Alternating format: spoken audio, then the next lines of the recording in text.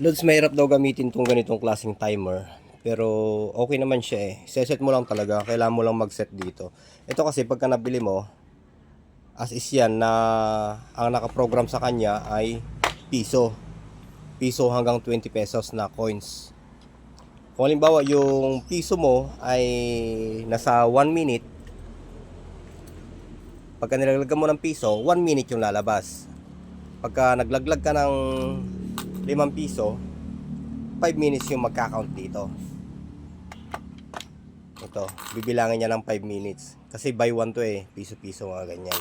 Ang problema sa ganong settings, Lodi, ay hindi kakayanin ng ating oras. Kasi tubig to, tapos tubig to. 2 minuto lang to eh. Tapos sa blower ay nasa 3 minutes lang yung tinatagal niya ng blower. Kaya hindi po pwede. Kasi ang i-priority natin dito ay yung 5 piso.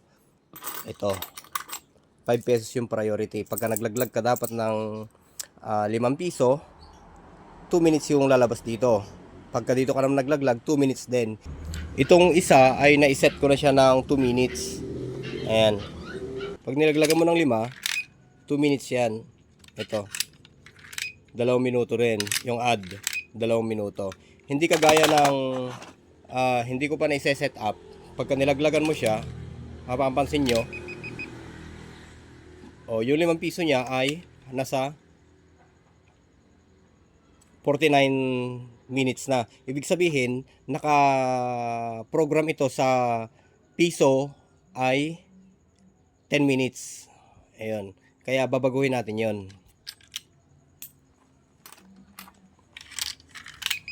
Ayun. Tapos, lahat ng klase ng pera ay kaya niyang tanggapin. Ito rin. Ayan o. Ayun. Nag-exceed na ata, kaya hindi niya tinanggap to. Pero lahat tinatanggap niya. So hindi naman kailangan kasi natin ng mahabang oras para sa settings natin. Kasi nga pang karwas siya eh. Ipapakita ko sa inyo, Lodi, kung paano ang pag-setup dito.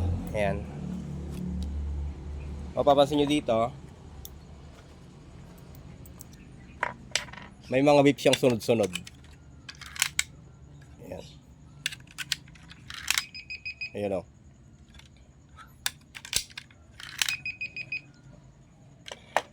5 ata yung sunod-sunod na beep niya.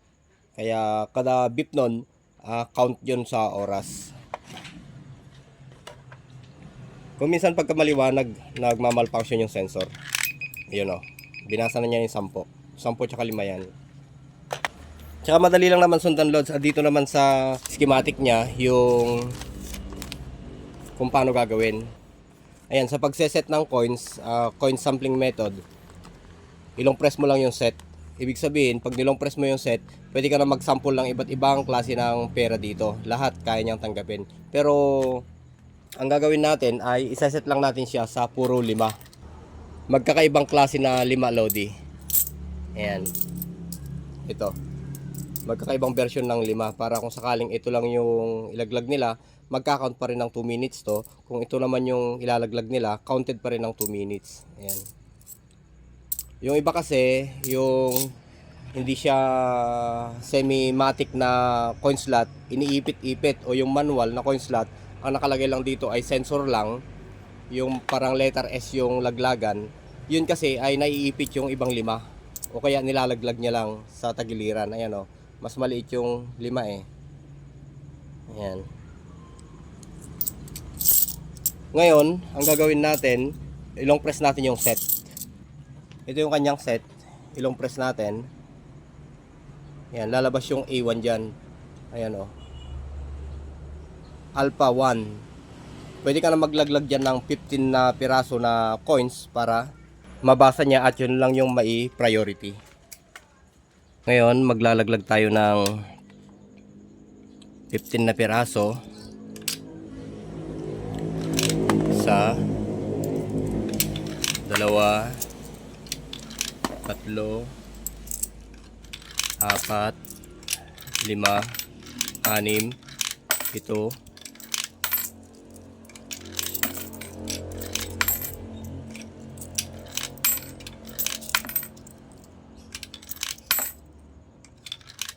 Ayan, tsaka nagka-count naman dito sa tagiliran kung ilan na yung nailaglag mo.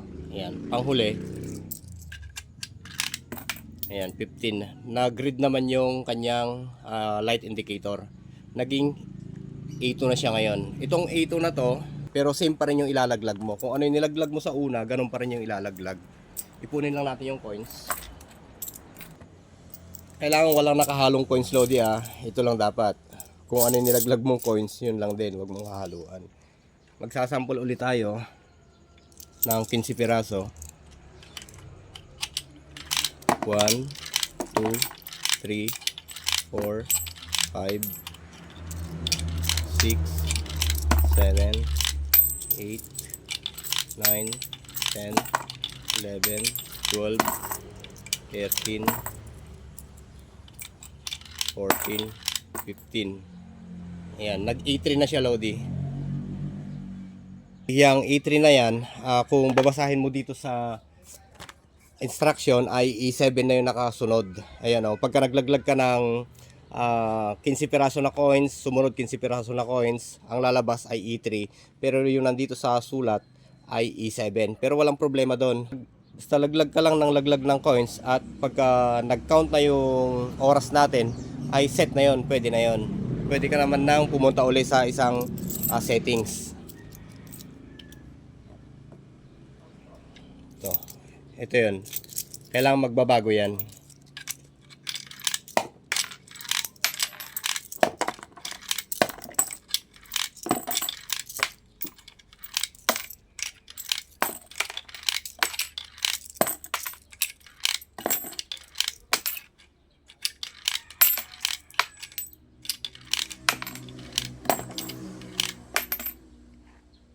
Okay, diretso lang tayo sa paglaglag. Basta diretso mo lang, Lodi, yung paglaglag, ah.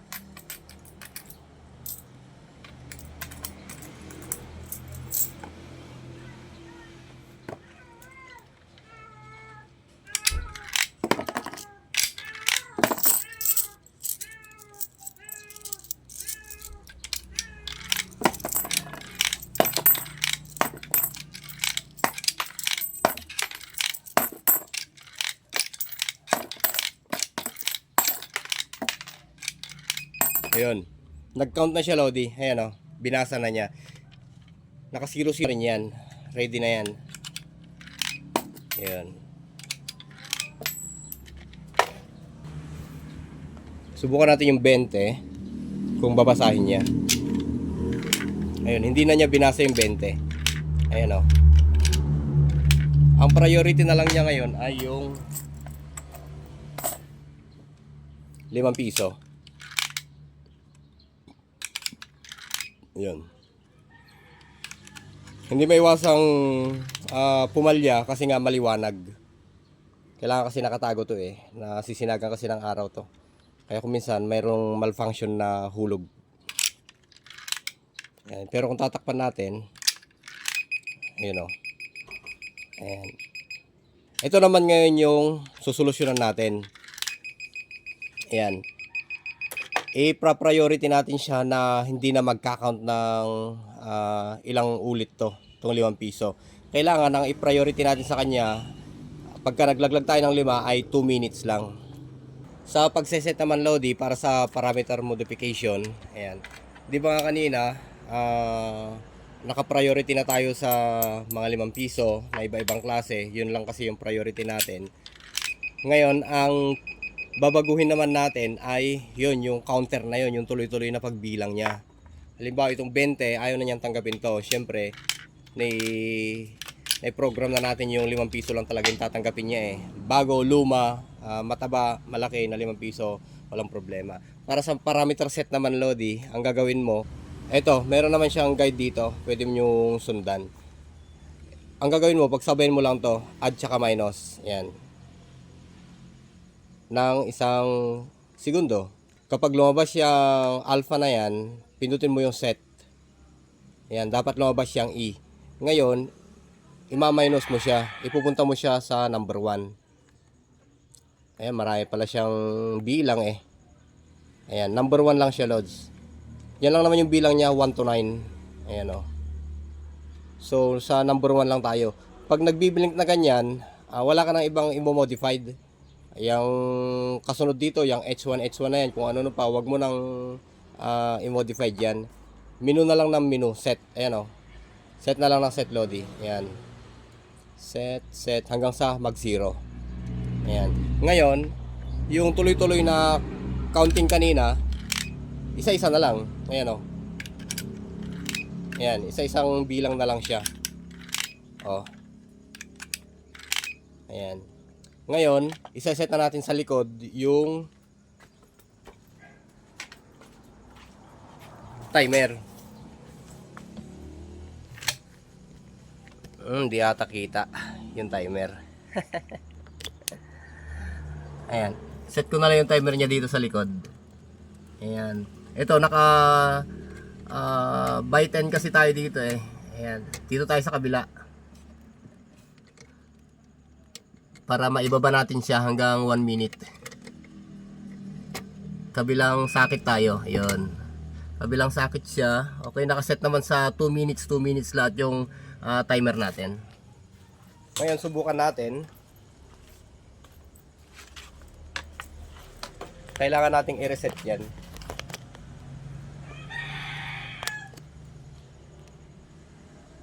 Okay, reset ko muna. Tanggalin ko yung saksakan. Ayan. Ito para sa water 1, water 2. Ito yung water 1. 2 minutes na lang siya, Lodi. Ayan. Pagkaraan ng 2 minutes, mamamatay na yung tubig. Subukan natin yung piso. Ayan o. Hindi na niya tatanggapin. Priority niya na talaga yung 5 piso. Ito yung 5 piso. Ayan o. Ayan. Tsaka hindi na tuloy-tuloy yung bilang niya kanina na parang tuloy-tuloy na beep. Subukan naman natin yung 5 piso na bago. Ayan, binasan na niya rin. Ayan, okay. So, ganun lamang, Lodi, ang pagse-set up dito sa ganitong mga timer. Ayan. Okay.